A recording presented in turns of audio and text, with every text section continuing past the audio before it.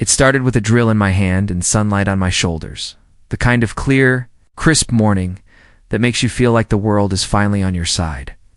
And by the time I had mounted the second solar panel to the wooden roof of my off-grid cabin, I heard the crunch of tires on gravel and looked up to see a white SUV slowly crawling toward my driveway.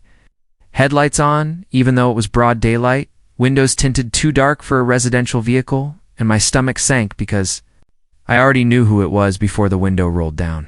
The HOA president, Karen Whitley, wearing that signature khaki utility vest over a pristine blouse. Hair tied back in a perfect bun, like she was running a military checkpoint instead of overseeing a rural neighborhood of weekend cabins. "Mr. Hawthorne," she called out, voice sharp and overly polite. "Do you have a permit for that equipment?" I didn't answer right away. I just set the drill down, wiped my hands on my jeans, and walked toward her. "This is my land," I said. "It's outside HOA regulation zones." But Karen, always one step ahead in her quest for control, pulled out a printed copy of a zoning overlay map with highlighter marks around my parcel and said, "Actually, your property falls within the secondary oversight zone established during the 2017 expansion vote." I knew that vote had been challenged, and I knew she was bluffing. Half the board hadn't even signed off on it, but before I could explain that, she pulled out her phone and said, "You are in violation of unapproved structural modification. Under provision 14B, I'm calling it in." She didn't mean the board. She meant 911. I didn't believe her at first. I thought she was just flexing, trying to intimidate me. But the minute I turned around to grab my drill again, I heard her clearly say into the phone, "Yes, I'd like to report illegal construction activity and possible environmental damage. He's using unauthorized solar technology, and there may be fire risks." She looked me dead in the eye as she said it. 10 minutes later, 2 county sheriff's cruisers showed up. The deputies were young and clearly annoyed to be out there for what was obviously a civil disagreement. But Karen put on her best concerned citizen act and convinced them to make me stop working until they could assess the threat. That moment changed everything. What had started as a personal dream to live cleaner, quieter, and more independently became a battle of rights, power, and truth. I was building a life. She was building a case.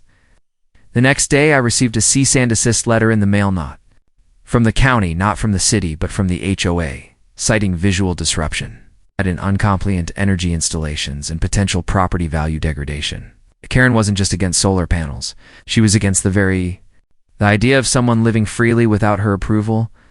My cabin, tucked into the trees a mile off the main road, had been my refuge for years. I bought it after my divorce and slowly turned it into a self-sustaining retreat train catchment. Solar grid, composting systems.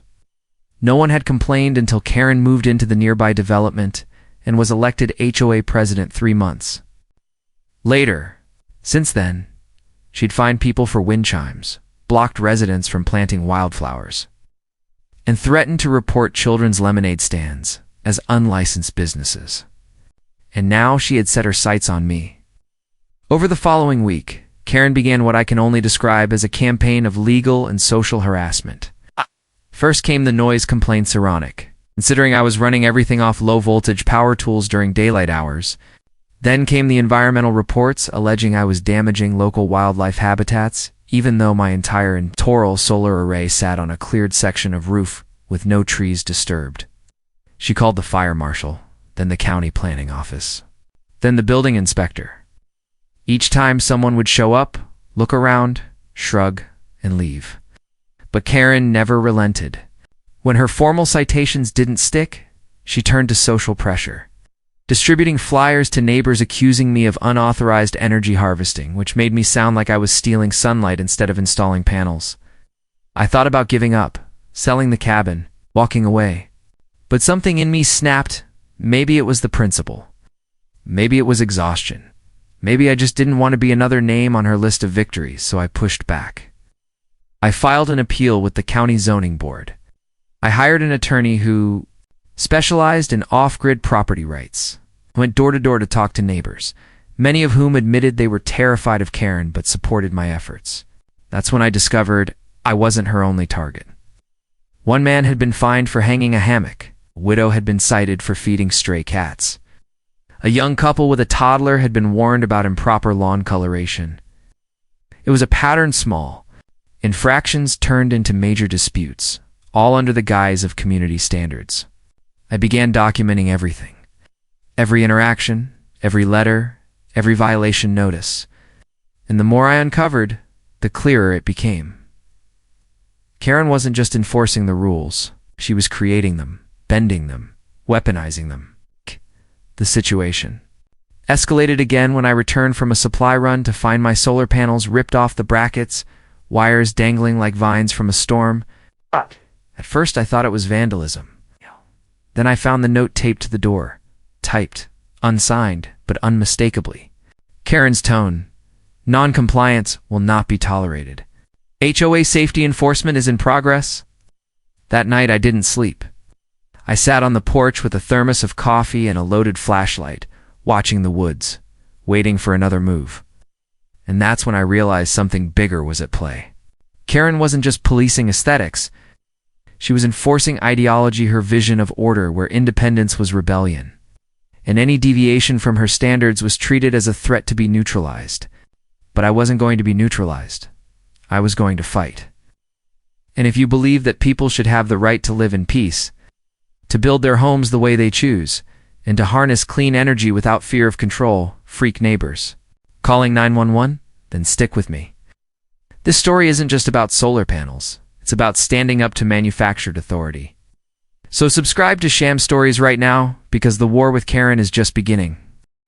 When Karen lost her attempt to shut down my solar installation through the county, something changed in the air, like her defeat had stirred a deeper fury, a kind of obsession. At first I thought her silence was a retreat, that maybe the unanimous decision by the zoning board had finally humbled her, but I was wrong. It was just the calm before the next wave. The very next morning I noticed a strange SUV parked along the edge of the woods near the road, partially hidden behind a tree line. It didn't belong to any of my neighbors. Inside it sat a man with sunglasses, who stayed for over an hour just watching my cabin before driving off. Later that day, I received an official-looking envelope in my mailbox with no return address. Inside was a printout of a screenshot showing my cabin's location from Google Earth, with my roof circled in red ink. The words "non-compliant structure under surveillance" were scrawled at the bottom. That was the first time I realized Karen wasn't working alone anymore. She had turned my cabin into a target. But I wasn't the only one. Over the next week I heard from at least 5 other neighbors who had been contacted by someone claiming to be part of a new HOA subcommittee for environmental safety. One of them, a man named Curtis, who had lived in the community for 20 years, said the person demanded access to inspect his composting toilet. Another woman named Joelle, who grew organic herbs in her front yard, received a notice telling her she was illegally cultivating controlled species. Karen had weaponized fear, and now she was expanding her reach. I tried to stay focused. I doubled down on securing my property. I upgraded my security cameras, installed motion lights around the cabin, even ran a private network through satellite for uploading real-time footage to a secure server. Meanwhile, I began working closely with Angela, my attorney, collecting every new document, letter, and digital threat. We filed an emergency injunction against the HOA to prevent further harassment. But Karen responded by filing a counterclaim stating I had been aggressively provocative and created a hostile environment for the board. She cited fabricated witness statements, some from people I'd never even met, accusing me of brandishing weapons, threatening volunteers, and installing unregulated power systems that could explode. The judge wasn't convinced, but the case was allowed to proceed, which meant Karen had legal cover to keep harassing me under the pretense of defending herself. Then came the worst night. It was just after midnight when my power suddenly cut out. At first I thought it was the battery system, but everything was in order. I stepped outside to check the inverter and found that all of my solar wiring had been severed clean. Deliberate cuts with what looked like wire snips. Whoever did it knew exactly where to go and what to disable. I scanned the woods with my flashlight, adrenaline flooding my chest, and saw nothing. But I knew this wasn't random. The next morning, I found boot prints in the mud leading away from the shed. I called the sheriff, who came out, took a report, and left saying there was insufficient evidence. That's when I realized that if I wanted to win this, I'd have to do more than just play defense. I decided to go public. I compiled every incident from the 911 call to the severed wires and posted it online in a long, detailed expose. I included video clips, scanned letters, and even photos of the vandalized equipment. Within days, the post went viral in local forums. Neighbors I hadn't spoken to in years messaged me, some anonymously, telling me their own horror stories. Karen had spent years manipulating rules, issuing threats, and creating an atmosphere of compliance through intimidation. But the truth had cracked the dam. A few residents held an informal meeting without Karen and discussed forming a new HOA oversight group. Karen, in response, called a surprise emergency board session and tried to rewrite bylaws to give herself unilateral power to fine any resident deemed a threat to community harmony. Angela immediately filed a restraining order against the HOA's attempt to change legal governance without due process. That was when the news outlets started calling. First the local paper, then regional TV stations, and finally, a major national blog on homeowners' rights picked up the story. They titled it, "The Cabin That Triggered a Neighborhood Civil War." Karen tried to paint herself as a concerned community leader trying to maintain order in the face of a rogue homeowner going off-grid in a regulated society. But her narrative didn't hold. Public opinion turned fast. Her image as a righteous enforcer of HOA policy unraveled. The court ordered a temporary suspension of her authority while the case proceeded. That only made her more dangerous. Evening. I returned from a trip to the hardware store to find red spray paint across the cabin door. "We don't want you here." But below it, someone else had scrawled a response. "We do." It was the first real sign that the neighborhood had split. Lines were drawn, and I wasn't alone anymore. The following week was chaos. Karen's supporters began protesting near my driveway, holding signs that said things like "solar threat equals fire risk" and "no grid, no safety." Others showed up with signs that said "let him live free and Karen isn't the law." The sheriff had to send deputies just to maintain peace. It was surreal. My cabin had become ground zero for a culture war over power, freedom, and control. And in the middle of it all, Karen filed another 911 call, claiming I had threatened to electrocute her supporters by booby-trapping my power systems. Of course, it was nonsense. But the police still had to come. And when they did, they asked to inspect my system again. I showed them everything. Again, no violations, no threats. It's just the same system I'd been building legally from the start. When they left, one of the deputies said under his breath, "Man, what did you do to make her hate you this much?" I didn't even know how to answer, but I was more determined than ever. The lawsuit was moving forward. Evidence was mounting. Every day, more people began speaking up. It wasn't just about solar panels anymore. It was about the right to live without fear of authoritarian overreach by someone who thought HOA meant her own authority. We were building something stronger than rules and fines. It's a community that stood up for its members. A neighborhood that refused to be bullied. And as I looked up at the framework where my panels would go soon to be, it's replaced and reinforced, I knew we were just getting started. By the time the third month of this ordeal began, it became clear that Karen's obsession wasn't just a personality flaw, it was a pathology. Something rooted deep in her desire to control not just rules, but people, outcomes, and lives. The solar panel fight had exposed her, but it hadn't stopped her.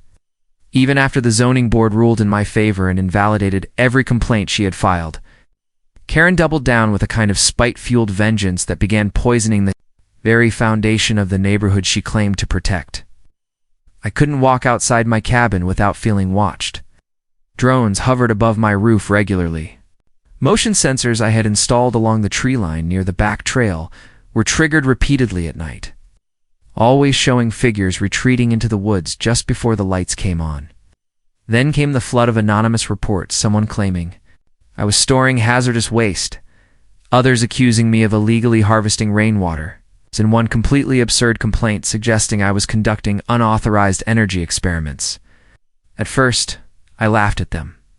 Then I stopped laughing when a county fire marshal actually showed up, demanding to inspect the interior of my cabin. He apologized afterwards, said it was routine due to multiple credible tips. I showed him everything.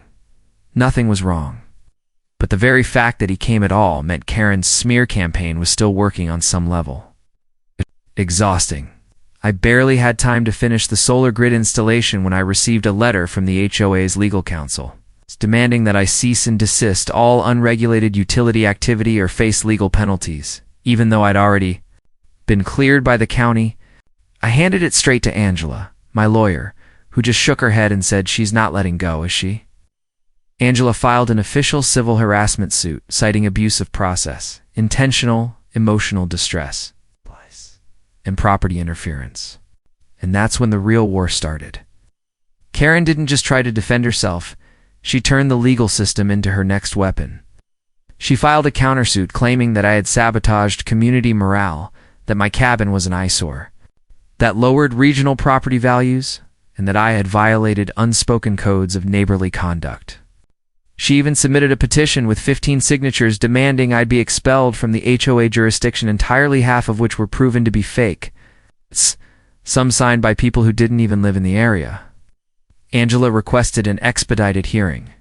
The judge agreed, and when that day came, Karen arrived, flanked by 2 of her loyalists, all dressed like business executives attending a summit, holding binders, tabs, printouts, none of which actually proved any wrongdoing.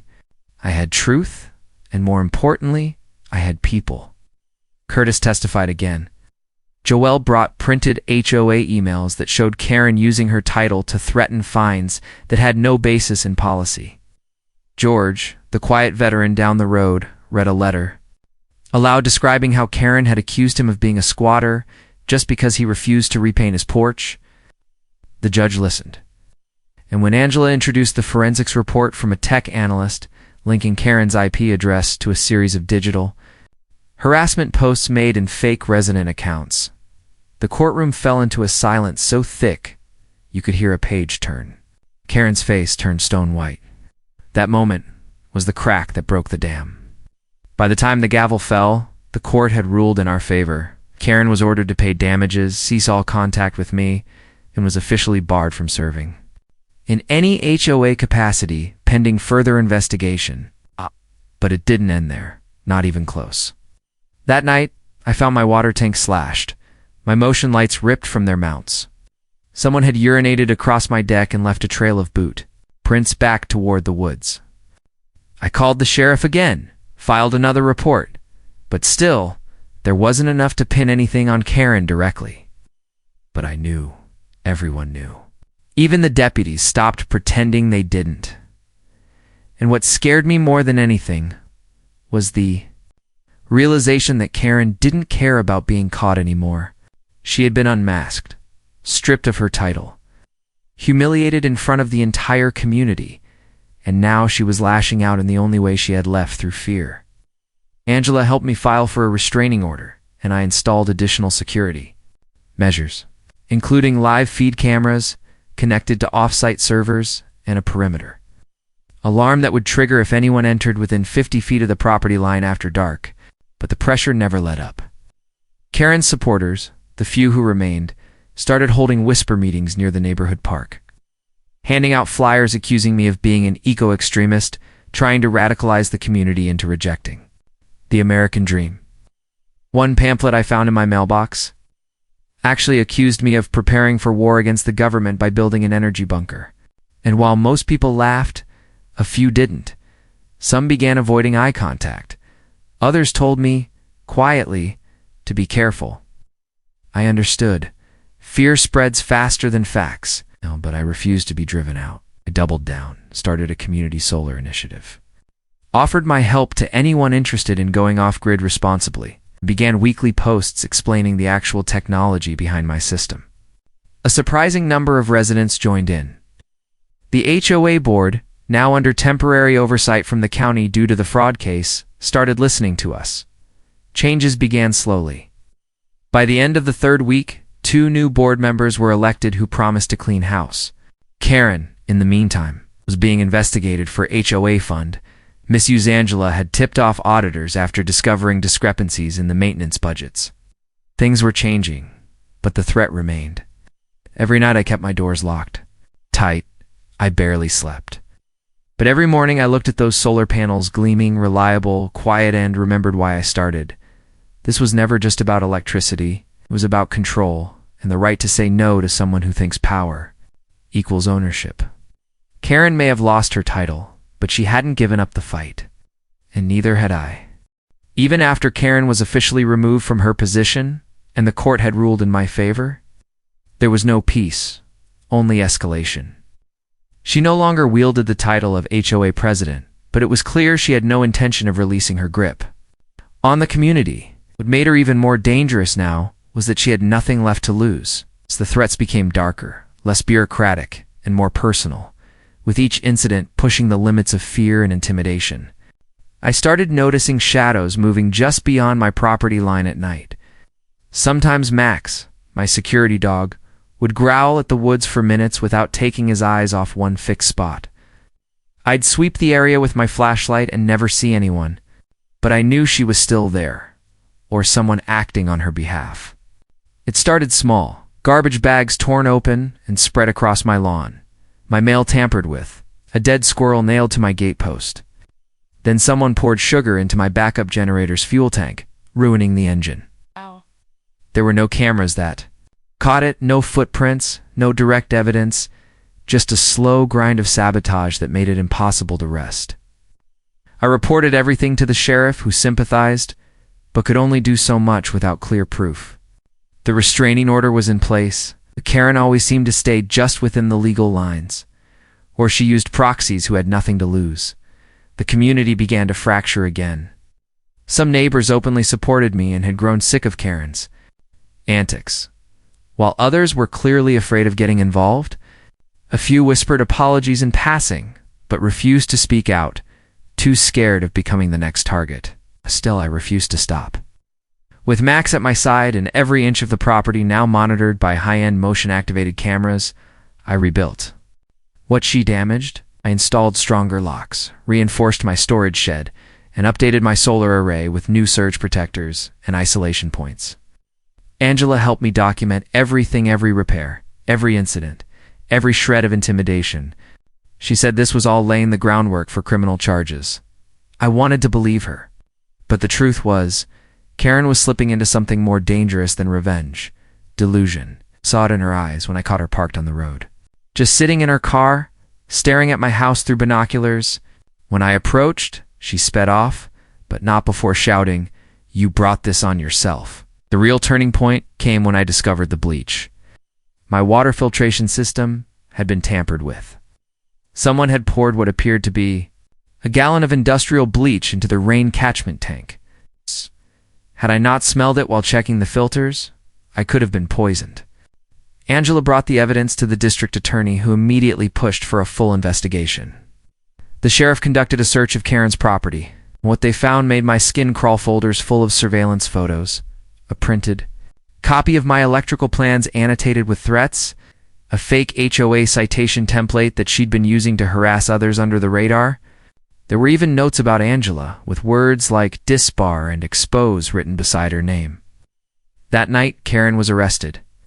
But as she was being led away in handcuffs, she turned to the nearest camera and said, "He destroyed everything I was protecting this community." Her voice wasn't angry, it was cold, calculated, like she genuinely believed her actions were justified. The local news ran with the story immediately. Suddenly, people across the state were talking about it.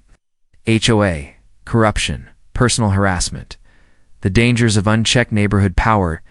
It became a statewide conversation. I received messages from other homeowners, even other states, who'd seen the coverage and were living through similar nightmares. But while the public discussion grew louder, the local damage lingered.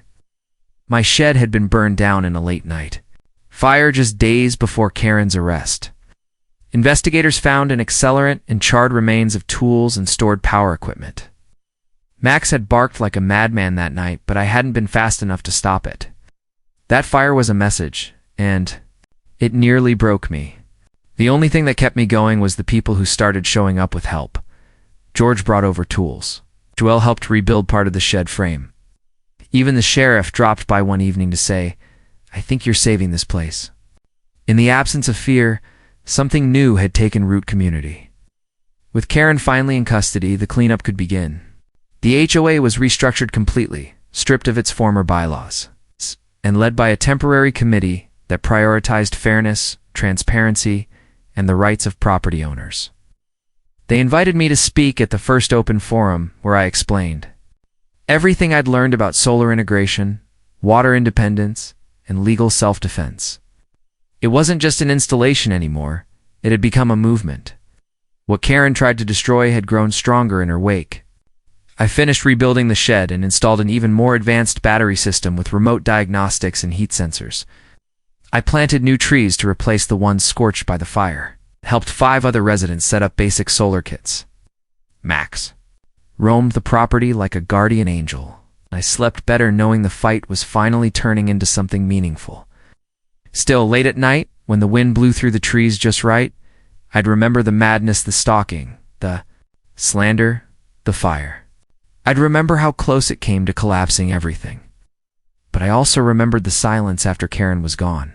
A different kind of silence, one filled with peace. It wasn't perfect. It never would be. But it was finally, undeniably mine. The day Karen's sentencing finally came, the air felt cleaner, as if the town itself was holding its breath and waiting to exhale. I sat quietly in the courtroom, Max lying calmly at my feet, Angela beside me flipping through her notes. It wasn't just about justice anymore, it was about closure. The judge's voice was steady as he listed the charges: criminal harassment, destruction of property, defamation, stalking, violation of court orders, and aggravated trespassing.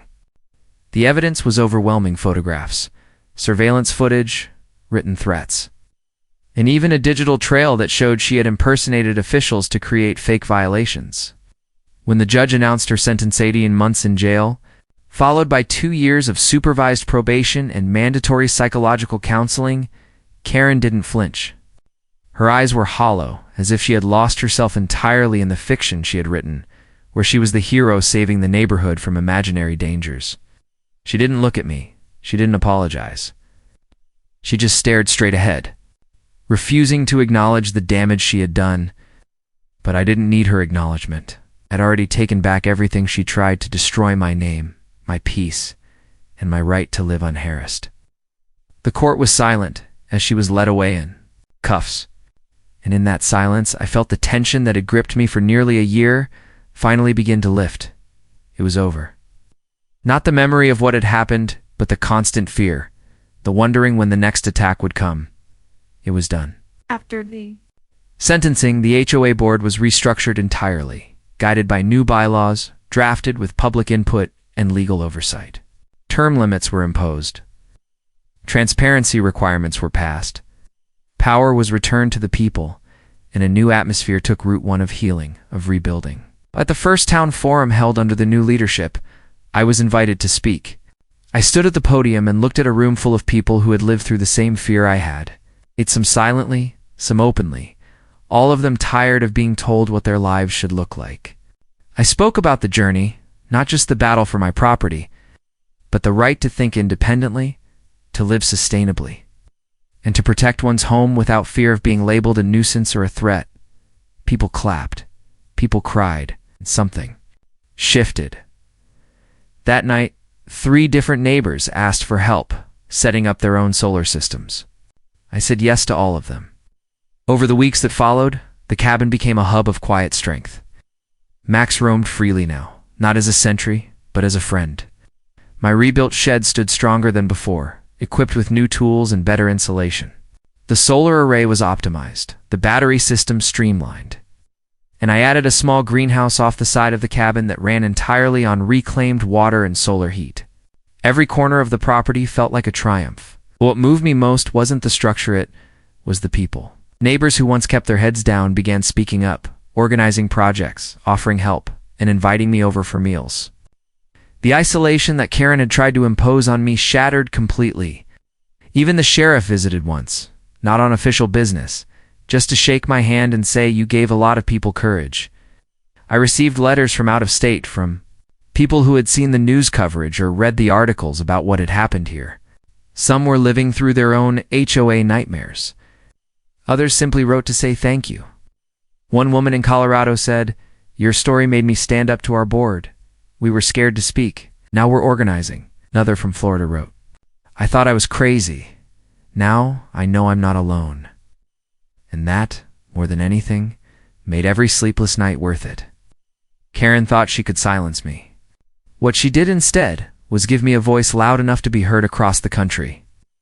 I worked with Angela to launch an online toolkit, a free resource for anyone dealing with HOA harassment, complete with legal templates, solar installation, guides and videos showing how to document and report abuses. Within a month, the site had over 10,000 visitors. People were ready. People were done being afraid. One sunny morning, as I stood outside watching the panels glisten under the dawn sky, I realized I wasn't just looking at equipment, I was looking at freedom. Clean, silent, self-sustaining freedom.